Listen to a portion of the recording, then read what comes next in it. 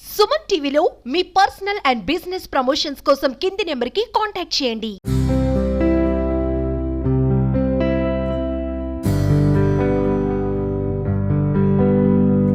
Hi నమస్తే, welcome to Suman TV. తూర్పుగోదావరి జిల్లాలో పుట్టి పోలీస్ అవ్వాలనేటువంటి సంకల్పంతో అనేక కష్టాలు ఎదుర్కొని పోలీస్ ట్రైనింగ్లో అత్యుత్తమమైనటువంటి రాష్ట్రపతి పురస్కారానికి ఎంపికైనటువంటి గంగరాజు మనతో ఉన్నారు. అంటే ఇప్పటికే అనేక ప్రాంతాల్లో కూడా పనిచేసినటువంటి ఆయన రాష్ట్రపతి అవార్డుకి ఎంపిక అవ్వడం పట్ల అటు కుటుంబ సభ్యులు కావచ్చు, లేదంటే ఆయనకు ఉన్నటువంటి స్నేహితులు, పోలీస్ డిపార్ట్మెంట్ కూడా ఒకంత హర్షం వ్యక్తం చేస్తుంది. రైట్ పర్సన్కి రాష్ట్రపతి అవార్డు వచ్చిందని చెప్పడం ఇప్పటికే ఆయనకి అభినందనలు వెల్లువెత్తుతున్నాయి. ప్రస్తుతం మనతో పాటు గంగరాజు గారు ఉన్నారు. Sir, first of all congratulations. నిజంగానే రాష్ట్రపతి పురస్కారం అంటేనే ఎవరు కని విని ఎరిగినటువంటి రీతిలో పురస్కారం అందుకోబోతున్నారు. సో మొదటగా మీ బ్యాక్గ్రౌండ్ ఏంటి సార్? మీ తూర్పుగోదావరి జిల్లా నుంచి వచ్చినట్టు తెలుస్తుంది. సో మీ ఫ్యామిలీ బ్యాక్గ్రౌండ్ ఏంటి? పేరెంట్స్ ఏం చేస్తూ ఉంటారు సార్? చాలా తూర్పుగోదావరి జిల్లా సామర్లకోట మండలంలో పెద్ద బ్రహ్మదేవం అని ఒక చిన్న విలేజ్. ఓకే. ఆ చిన్న విలేజ్లో మా నాన్నగారి పేరు దాసరి రామకృష్ణ గారు. ఓకే. సో రీసెంట్గా 2 years క్రితం ఆయన కాలం చేయడం జరిగింది. సో మా మదర్ సూర్యకాంతం. సో అదే పెద్ద బ్రహ్మదేవంలో పుట్టి ఓకే చిన్న రైల్వే ఉద్యోగిగా మా నాన్నగారు పనిచేసేవారు. 3 brothers మేము, నేను లాస్ట్ వన్. 2 పెద్దవాళ్ళు, 2 కూడా రైల్వేలో ఎంప్లాయీస్. పెద్దన్నయ్య అయితే రైల్వేలో ఈ మధ్యకాలంలో రిటైర్డ్ అయ్యారు. సో అక్కడే చదువుకోవడం, సో అన్నీ చేయడం. మా నాన్నగారు రైల్వే ఎంప్లాయీ, చిన్న చిన్న వ్యవసాయ పనులు చేయడం చిన్నప్పటి నుంచి. అట్లా ఈ వ్యవసాయ పనులు, అలాంటి పల్లెటూరు వాతావరణంలో చదువు అట్లా ఇట్లా సాగి ఓకే ఒక్కొక్క మెట్టుగా మనం రావడం జరిగింది. మొదటగా నేను 1990లోనే ఆంధ్రప్రదేశ్ స్పెషల్ పోలీసులో కాకినాడలో కానిస్టేబుల్గా జాయిన్ అయ్యాను యాక్చువల్గా. ఓకే. సో అక్కడ ఒక 8 years చేసిన తర్వాత మళ్ళీ 1998లో సో డిగ్రీ క్వాలిఫికేషన్ ఉండడం వల్ల డైరెక్ట్ రిక్రూట్మెంట్లో రిజర్వ్ సబ్ ఇన్స్పెక్టర్గా సెలెక్ట్ అవ్వడం జరిగింది. ఓకే. ఆ తర్వాత కొన్ని ప్రాంతాల్లో విజయనగరంలో పనిచేశాను. ఆంధ్రప్రదేశ్ పోలీస్ అకాడమీలో 2004 నుంచి కంటిన్యూగా ఇంచుమించు 12 సంవత్సరాలు పనిచేశాను. 2007లో రిజర్వ్ ఇన్స్పెక్టర్గా నాకు ప్రమోషన్ వచ్చింది. ఈ రాష్ట్రపతి పురస్కారం కంటే ముందు ఇండియన్ పోలీస్ మెడల్ వస్తేనే దీనికి అర్హత ఉంటుంది యాక్చువల్గా. సో అందుకని ఇండియన్ పోలీస్ మెడల్కి అప్పటి డైరెక్టర్, మన గౌరవ ఇంతకుముందు ఆంధ్రప్రదేశ్ రాష్ట్ర మాజీ డీజీపీ గారు నండూరి సాంబశివరావు గారు రికమెండ్ చేయడం జరిగింది అప్పుడు. ఓకే. సో రికమెండ్ చేస్తే 2014లో ప్రజెంట్ ఉన్నటువంటి గౌరవ ముఖ్యమంత్రి గారు చంద్రబాబు నాయుడు గారి చేతుల మీదుగా 2014 ఇండియన్ పోలీస్ మెడల్ తీసుకోవడం జరిగింది. దాని తర్వాత స్టేట్ బైఫర్కేషన్లో నేను మళ్ళీ ఆంధ్రాకి అలాట్ అవ్వడం, వచ్చి మన స్వామివారి సన్నిధిలో టీటీడీలో విజిలెన్స్ విభాగంలో 5 సంవత్సరాలు అలిపిరి, అలాగే వైకుంఠం సో టెంపుల్లో పనిచేయడం జరిగింది. ఇప్పుడు ప్రస్తుతం నేను వెంకటగిరి బెటాలియన్ 9th బెటాలియన్ ఏపీఎస్పీలో రిజర్వ్ ఇన్స్పెక్టర్గా పనిచేస్తున్నాను. ఈ అవార్డుకి సో అప్పటి మా కమాండెంట్ గారు ప్రకాష్ గారు నన్ను సో నా ఎలిజిబిలిటీ ప్రకారం ప్రపోజ్ చేయడం. ఓకే. సో ఆఫీసర్స్ గుర్తించి మనకి పురస్కారం రావడం జరిగింది. చాలా సంతోషం. అంటే చిన్నప్పటి నుంచి అంబిషనా సార్ పోలీస్ అవ్వాలని చెప్పి? మీ ఇంట్రెస్టా అంటే ఫ్యామిలీ ఇంట్రెస్టా? నిజంగా చెప్పాలంటే నా ఇంట్రెస్టే. ఓకే. ఇప్పుడు జనరల్గా మన కాలేజీల్లో స్కూల్లో చదివేటప్పుడు నీ లైఫ్ అంబిషన్ ఏంటి అని అడుగుతూ ఉంటారు కదా. ఒక డాక్టర్ అవుతారు, ఒక ఇంజనీర్ అవుతారు, ఇలా రాస్తూ ఉంటారు.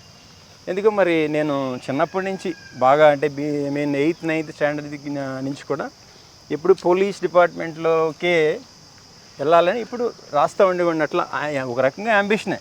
డిపార్ట్మెంట్లోకి చిన్న స్థాయిలో ఎంటర్ అయ్యాను. సో లక్కీగా మనం చదువుకోవడం, సో అలాగ అవకాశం వచ్చి రిజర్వ్ ఇన్స్పెక్టర్ సెలెక్ట్ అవ్వడం, ఈ స్థాయికి రావడం జరిగింది. డెఫినెట్గా నా అంబిషన్ అనుకోవచ్చు డిపార్ట్మెంట్లో చేరడం. ఓకే. అంటే మీ పేరెంట్స్ చెప్పలేదా పోలీస్ డిపార్ట్మెంట్ అంటే ఎన్నో రిస్క్ ఉంటుంది, దాంట్లో ఎన్నో అవరోధాలు ఎదుర్కోవాల్సి వస్తుంది, పై ఆఫీసర్స్ నుంచి ఎంతో కొంత మాటలు అనేది పడాల్సి ఉంటుంది, చాలా రిస్క్ కేసెస్ అనేది ఫేస్ చేయాల్సి ఉంటుంది అనే విషయాలు మీకు చెప్పలేదా వద్దు అని చెప్పి? యాక్చువల్గా కుటుంబ వాతావరణం, రైల్వే కుటుంబ వాతావరణం, వ్యవసాయం, రైల్వే యాక్చువల్గా ఓకే ఈ వాతావరణం పెద్దగా లేదు. ఎవరో ఒక మా మేనత్త గారు వాళ్ళ హస్బెండ్ మాత్రం ఎస్ఐగా చేసేవారు. ఆయన్ని మాత్రమే చూస్తూ ఉండేవాళ్ళం. డెఫినెట్గా పోలీస్ డిపార్ట్మెంట్ అంటే రిస్క్ ఉంటుంది, కష్టం ఉంటుంది అని తెలుసు మనకి. బట్ అదొక అంటే సేవ చేసేటువంటి డైరెక్ట్గా ప్రజలకు సేవ చేసే అదృష్టం కలుగుద్ది కదా. రైల్వేలో చేయొచ్చు, బ్యాంకులో చేయొచ్చు, అన్ని సర్వీస్ అవ్వచ్చు. కానీ డైరెక్ట్గా మనం ప్రజలకు సేవ చేసేటువంటి అవకాశం రావచ్చు. సో మోర్ ఎవరు ఇప్పుడు కూడా ఏమనుకుంటానంటే ఈ పోలీస్ డిపార్ట్మెంట్కి రావడం వల్లే ఈ 5 years నేను టీటీడీలో స్వామివారికి సేవ చేసే భాగ్యం, తర్వాత భక్తులకి కొంచెం మనం ఎలాంటి ఫెసిలిటేట్ కలిగించడం, చాలా ఎక్కువ క్యూ లైన్స్ మీద అప్పట్లో నేను బాగా ప్లాన్ చేశాను అప్పట్లో. సో ఈ డిపార్ట్మెంట్ ఎంచుకున్నాను కాబట్టి కష్టాలు డెఫినెట్గా ఉన్నాయి. కానిస్టేబుల్ లెవెల్లో, ఇన్స్పెక్టర్ లెవెల్లో చాలా రిమోట్ ఏరియాలో, నక్సలైట్ ఏరియాలో పనిచేయడం, కొన్ని జరగటం అట్లాంటివి జరిగినాయి. సో కాబట్టి అలాంటి డిపార్ట్మెంట్ ఎంచుకోవడం వల్ల ఈరోజు మనం రాష్ట్రపతి పథకానికి ఎన్నికయ్యాం. సో హైలీ రిస్క్ కేసెస్ ఏమైనా ఫేస్ చేశారా సార్? మీరు అక్కడ మావోయిస్ట్ ప్రాంతాల్లో కూడా పనిచేశారు కదా? చేశాను యాక్చువల్గా ఒక 2-3 ఎన్కౌంటర్స్లో కూడా పార్టిసిపేట్ చేయడం జరిగింది అప్పట్లో. సో నేనున్న సందర్భంలో 2-3 ఎన్కౌంటర్స్లో ఒక 10-15 మంది నా తోటి సిబ్బంది ప్రాణాలు కోల్పోవడం కూడా జరిగింది. సో కొన్ని సందర్భంలో ఒక ఎలక్షన్ డ్యూటీకి వెళ్ళినప్పుడు సో బ్యాలెట్ బాక్సులు తీసుకొస్తుంటే చింతపల్లి ఏరియాలో, జీకేవి ఏరియాలో అటాక్ జరిగింది. ఇప్పుడు ఇంచుమించు 17 మంది ఎంతమంది చనిపోయారు. సో సమ్హౌ బ్యాలెట్ బాక్సులు మనం కాపాడగలిగాం. ఆ రోజుల్లో యాక్చువల్గా 90స్లో చాలా ఉధృతంగా ఉండింది కాబట్టి, సో ఆ టైంలో నేను 90లో మన కానిస్టేబుల్గా ఎంటర్ అయ్యాం. 98 వరకు వచ్చేసి 98లో మళ్ళీ వచ్చాను. సో రిజర్వ్ ఇన్స్పెక్టర్గా కూడా మళ్ళీ మన విశాఖ జిల్లాలో కూడా ఇలాంటి 2-3 సందర్భాలు డెఫినెట్గా అలాంటివి. సో అప్పుడు కొద్దిగా ప్యానిక్ అవ్వలేదా మీరు? మీ ముందరే మీ కొలీగ్స్ చనిపోతుంటే? సో అక్కడ యాక్చువల్గా ఫీల్డ్కి గ్రౌండ్లో ఉన్నప్పుడు మనం అది ఇంకా సంహౌ ఒక బ్యాటిల్ స్టేజ్ ఉంటుంది కాబట్టి, ఓకే, సో మనం ప్యానిక్ సిచ్యువేషన్ కోర్స్ ఎవరికైనా ఆఫ్టర్ ఆల్ హ్యూమన్ బీయింగ్ కాబట్టి కొంచెం ఉండొచ్చు, కానీ బట్ అక్కడ అది ఉండదు. వాస్తవంగా ఒక ఇష్యూ అలాంటి ఇన్సిడెంట్ జరిగేటప్పుడు సో ఎంతసేపు మనం పై చేసి సాధించడానికి లేదా సర్వైవ్ అవ్వడానికి ట్రై చేయడమే ఉంటుంది. ఏ పని మీద అయితే వెళ్ళామో ఆ పనిని మనం కరెక్ట్గా చేసుకోవాలని ఉంటుంది అంతే. సార్ మ్యారేజ్ ఎప్పుడు ఇంకా? నాకు 1997లో జరిగిందండి మ్యారేజ్. ఓకే, అప్పటికి ట్రైనింగ్ పీరియడ్లో ఉన్నారా? లేదు, అప్పుడు కానిస్టేబుల్గా ఉన్నాను. ఓకే, తర్వాత రిజర్వ్ ఇన్స్పెక్టర్గా నేను సెలెక్ట్ అవ్వడం జరిగింది. పిల్లలు సార్? ఒక్క బాబు అండి నాకు. ఓకే. సో సాయి శ్రీహర్ష అని అటు ప్రస్తుతం హైదరాబాద్లో బీబీఎల్ఎల్బి చేస్తున్నాడు ఇక్ఫా యూనివర్సిటీలో. ఓకే, సో అతను లైఫ్ డ్రీమ్ అంటారు అది? మీరేమి ప్రెజర్ చేయలేదా? నేనేం ప్రెజర్ ఆప్షన్ ఏం లేదా? నేనేం అలా ఏమనలేదు. సో డిపార్ట్మెంట్లో ఉన్నాం కాబట్టి సో సివిల్స్ లాంటివి చేస్తే బాగుంది, డెఫినెట్గా ఉంటుంది. ఓకే, సో ఆ యాంగిల్లోనే బీబీఎల్ఎల్బి తీసుకున్నాడు. సో ఆ యాంగిల్ ఆ డైరెక్షన్లో కూడా వెళ్ళొచ్చు మోస్ట్లీ. సార్ ఇంకా మొదటగా చూసుకుంటే టీటీడీ అనేది చాలా ప్రతిష్టాత్మకమైనటువంటి సంస్థ. 5 years పనిచేయడము, అక్కడ స్వామివారి సేవలు కావచ్చు, అంటే భక్తులకు కావాల్సినటువంటి సౌకర్య విషయాల్లో చాలా సెన్సిటివ్ అయినటువంటి నిర్ణయాలు తీసుకోవాల్సి ఉంటుంది. అక్కడ కొంత ఏమార్పాటుకు గురైనా కూడా అది మొత్తం ప్రపంచవ్యాప్తంగా కొంత సంచలనమయ్యేటువంటి అవకాశం ఉంటుంది టీటీడీ అంటే. సో 5 సంవత్సరాలు పనిచేశారు కదా, ఆ టైంలో ఎలా ఉంది సార్? సో యాక్చువల్గా నార్మల్ మనంతో పోల్చుకుంటే స్వామివారి దర్శనానికి కోసం ఒక రెప్పపాటు దర్శనం కోసం వస్తారు. సో మనకి అక్కడ పని చేసే అవకాశం, సేవ చేసే అవకాశం వచ్చిందంటే అంటే జీవితం ధన్యమైనట్టు. అంటే రెప్పపాటు దర్శనం కోసమే ఎంత పెద్ద స్థాయిలో ఉన్న వాళ్ళైనా సరే కష్టపడి వస్తారు. కానీ నిన్ను అలాంటి వాళ్ళకి దర్శనం చేయించడం కోసం అక్కడ నియమిస్తే సో ఎంత సంతృప్తి దాంట్లో. నేను యాక్చువల్గా నిరంతరం 5 సంవత్సరాలు అప్పుడున్న ఆఫీసర్స్ కూడా అలాగే అప్రిషియేట్ చేయడం జరిగింది. నిరంతరం ఆ యాంగిల్లోనే ఉండేవాడిని. ఇప్పుడు ఎవరో నన్ను అడిగారు, స్వామివారి దర్శనం చేసుకోవడం నీకు ఇష్టమేనా అంటే, సో స్వామివారి దగ్గర పనిచేస్తున్నాం కాబట్టి డెఫినెట్గా దర్శనం చేసుకోవడం ఇష్టమే. కానీ వచ్చేటువంటి భక్తుడికి దర్శనం చేయించడం ఇష్టమా, నువ్వు దర్శనం చేసుకోవడం ఇష్టమా అని అడిగితే డెఫినెట్గా భక్తుడికి దర్శనం చేయించడమే ఇష్టం నాకు యాక్చువల్గా. సో అందుకనే క్యూ లైన్స్ మీద చాలా వర్కౌట్ చేసాం. ప్రజెంట్ నారాయణగిరి గార్డెన్స్లో ఉన్నటువంటి క్యూ లైన్స్ అన్నింటిలో అవన్నీ అంటే జనరల్గా మనం ఇల్లు కట్టించుకుంటే ఎంత ఇంట్రెస్ట్ పే చేస్తాం అట్లా దగ్గరుండే లైన్స్ని చేయడం. అలాగే వైకుంఠం 2లో సో కంపార్ట్మెంట్ రిలీజ్ చేసేటటువంటి ప్రెజర్ తగ్గించడానికి రిలీజ్ ప్యాటర్న్ చేంజ్ చేయడానికి ప్రయత్నించడం.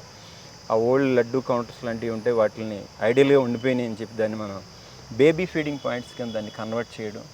అట్లాంటి ఎన్నో నేను సో టీటీడీలో అలాంటి అవకాశం నాకు స్వామివారి ఇచ్చారు, వాళ్ళు అప్పుడున్న ఆఫీసర్స్ ఇచ్చారు. సో అట్లా బాగా పనిచేస్తుంది దాంట్లో. సార్, ప్రెసిడెంట్ మెడల్ వైపు నడిపించినటువంటి అంశాలు ఏంటి మీ సర్వీస్లో?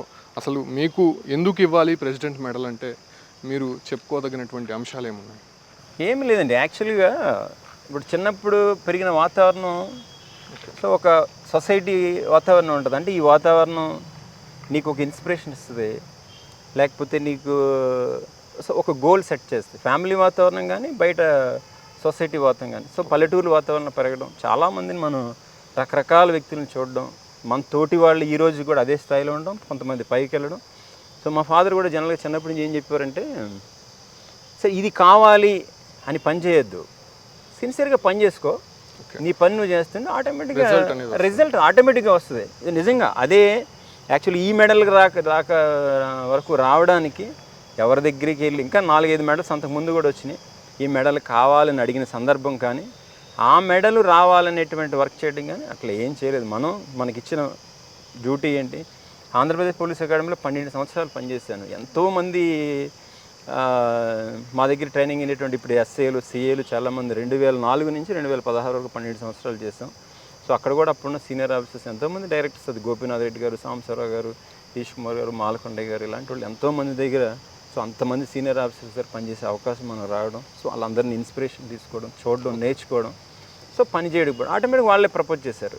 సో నిజంగా అంటే ఈ సందర్భం అవునో కాకపోవచ్చు కానీ ఇండియన్ పోలీస్ మెడల్ ప్రపోజ్ చేసినప్పుడు ఆంధ్రప్రదేశ్ పోలీస్ అకాడమీలో అప్పట్లో ఒక అడిషనల్ ఎస్పీ రాఘవరావు గారిని, కోటేశ్వర గారు ఉండేవారు. వాళ్ళు మా మదర్కి అక్కడ నిమ్స్లో స్టంట్ వేపిస్తున్నాను ఆ రోజు 2013 అరౌండ్ 12లో ఒక ఫోన్ వచ్చింది, నీకు ఇండియన్ పోలీస్ మెడల్ ప్రపోజ్ చేస్తున్నాం, సైటేషన్ ఇమ్మని చెప్పి. ఓకే సార్ నాకు ఇమీడియట్గా వచ్చి నా రెస్పాన్స్ ఏంటి తెలుసా మీకు, నాకు ఇండియన్ పోలీస్ మెడల్ ఏంటి సార్ అన్నాను. నీకు ఇండియన్ పోలీస్ మెడల్ ఏంటయ్యా అంటే, సార్ అది ఎవరికో పెద్దోళ్ళకి వస్తుంది కదా అంటే, నీకేం తక్కువ ఉందయ్యా, నీకు కూడా అన్ని అర్హతలు ఉన్నాయన్నారు. అంటే మనకి తెలియదు యాక్చువల్గా ఇండియన్ పోలీస్ మెడల్ మనకు వచ్చే అవకాశాలు ఉన్నాయని. సో మనం సీరియస్గా పని చేసుకోకపోతే వాళ్ళే గుర్తిస్తారు, వాళ్ళే మెడల్స్. సో ఫస్ట్ కాల్ ఎక్కడి నుంచి వచ్చింది సార్? ఇప్పుడు ప్రెసిడెంట్ అవార్డు అది ప్రెసిడెంట్ ఆఫీస్ నుంచి ఒక మెసేజ్ వచ్చింది యాక్చువల్ నిన్న మార్నింగ్ 10:36కి. నిన్న మార్నింగ్ వచ్చింది. ఒక 6 months క్రితం ప్రపోజల్ వెళ్ళింది. ఓకే. ఐబీ నుంచి ఒక ఫోన్ వచ్చింది, మీరు ఎక్కడ సర్వీస్ ఏంటని అడిగితే సో ప్రపోజల్ వెళ్తుంది అని తెలిసి నాకు. ఓకే. నిన్న 10:30 ఒక మెసేజ్ వచ్చింది. ఒక మెసేజ్ వచ్చి మీకు ఇలాగా ప్రెసిడెంట్ మెడల్ వచ్చిందని వస్తే సో హ్యాపీ డెఫినెట్గా. సో మా ఆఫీస్కి క్రాస్ చెక్ కోసం వాళ్ళకి ఫోన్ చేసి అడిగిన ఇలా మెసేజ్ వచ్చింది ఏంటంటే, సో మీకు ప్రెసిడెంట్ పోలీస్ మెడల్ రావడం జరిగింది సార్ అని చెప్పారు. ఇమీడియట్గా ఫ్యామిలీ అందరికీ చెప్పాం. డెఫినెట్గా హ్యాపీ కదండి. ఫ్యామిలీ, మా ఊరు చెప్తున్నాను కదా, పెద్ద బ్రహ్మదేవం అని ఊరు, ఆ ఊరు సోషల్ మీడియా గ్రూప్స్ కూడా ఉంటాయి కదా, దాంట్లో కూడా ఆంధ్రప్రదేశ్లో ఇద్దరికే వచ్చింది. అవును, ఒక ఐజీగా తర్వాత మీకు డెఫినెట్గా హ్యాపీ. ఒక ఇన్స్పెక్టర్ స్థాయిలో యాక్చువల్ ప్రెసిడెంట్ పోలీస్ మెడల్ ఎప్పుడో కొంచెం బాగా ఊహించారా అసలు? నేను నిజంగా ఏది ఊహించలేదండి వాస్తవంగా. ఇండియన్ పోలీస్ మెడల్ ఆ రోజు ఊహించలేదు, ప్రెసిడెంట్ పోలీస్ మెడల్ ఈ రోజు ఊహించలేదు. సో మనకి అర్హతలు ఉన్నాయి, ప్రపోజ్ చేశారు, గుర్తించారు, ఆటోమేటిక్గా మనకి వచ్చింది. సార్ చాలా నిర్మానుష్యంగా ఉంది సార్, భక్తులు ఎవరు కనిపించట్లేదు, కేవలం స్వామివారు మాత్రమే లోపల అంతర్గతంగా కైంకర్యాలు జరిగేవి. సో ఆ టైంలో అసలు ఎలా అక్కడ భద్రతాపరమైనటువంటి అంశాలు ఎలా ఉంటుందో అనేటువంటి సందేహాలు చాలా మనకి కలిగాయి. అంటే స్వామివారి సెన్సిటివ్ ఏరియా అది, ముఖ్యంగా ఆభరణాలు కావచ్చు, లాంటి విలువైనటువంటి వస్తువులు ఉంటాయి. సో మిమ్మల్ని మాత్రమే అక్కడ కేటాయించారా, మిగతా ఎక్స్ట్రా ఫోర్స్ ఏమన్నా? డెఫినెట్గా అప్పుడు ఉన్న ఫోర్స్ మీద సో డబల్ త్రిబుల్ చేసాం. అంటే యాక్చువల్గా పిల్గ్రిమ్స్ ప్రిస్కింగ్ లేవు, చెక్కింగ్ లేవు, లైన్ మేనేజ్మెంట్ లేదు, ఏం లేదు. కాబట్టి ఉన్న ఫోర్స్ అంతా కూడా కాన్సన్ట్రేట్గా సో ఆ ఇన్నర్ కార్డన్, అవుటర్ కార్డన్లో కొంత పెడుతూ టెంపుల్కి క్లోజ్ ఏరియాలో మాడవీధి చుట్టుపక్కలే మనం ఎక్కువ గార్డ్స్ పెట్టుకోవడం, ఈ ఆక్టోపస్ నేను చెప్పి పెట్టుకోవడం.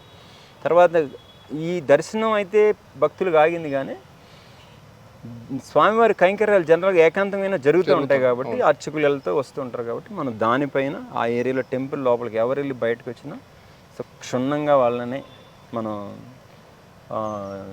హెచ్ఎండిలతోటి చెక్ చేసి చూసుకుని అన్ని చేసి బయటికి పంపించడం, లోపలికి ఎలా చేసిన అట్లా చేస్తాం. రేపొద్దున్న అట్లాంటి అవన్నీ రికార్డ్ చేసి అక్కడ పెట్టడం జరిగింది భద్రంగా. Okay sir, once again congratulations. నిజంగానే అది రాష్ట్రపతి మెడల్ అంటే ఎవరైనా అందుకుంటున్నారంటే వాళ్ళ ఫ్యామిలీలో కావచ్చు, అంటే మీ టీం మెంబర్స్లో కూడా చాలా ప్రౌడీగా ఫీల్ అవుతుంటారు. నిజంగా చూస్తున్నాం కదా, ఏవి కూడా ఎక్స్పెక్ట్ చేయలేదు సారు. అసలు నేను చేసుకుంటున్నటువంటి పనికి గుర్తించి అటు రాష్ట్ర ప్రభుత్వం కావచ్చు, ఇప్పుడు కేంద్ర ప్రభుత్వం కావచ్చు, మొత్తం వాళ్ళు గుర్తించినటువంటి విధంగా నాకు మరేది ఇంకా లైఫ్లో అవసరం లేదు. నిజంగా చాలా గొప్ప అరుదైనటువంటి విషయంగా దీన్ని భావిస్తున్నాను. నా కుటుంబ సభ్యులు కావచ్చు, అందరూ కావచ్చు చాలా హ్యాపీగా ఫీల్ అవుతున్నారు. రాబోయే రోజుల్లో ప్రెసిడెంట్ అవార్డు అందుకోబోతున్నాను. నిజంగా చాలా గర్వంగా ఫీల్ అవుతున్నాను. రాబోయే రోజుల్లో కూడా ప్రజాసేవలో మరిన్ని విశేషమైనటువంటి సంస్కరణలు తీసుకురావడానికి ప్రజల భద్రతే నా ఎజెండాగా మలుచుకొని ముందుకు వెళ్తానని చెప్పి కూడా గంగరాజు గారు స్పష్టం చేస్తున్నారు. Keep watching Suman TV.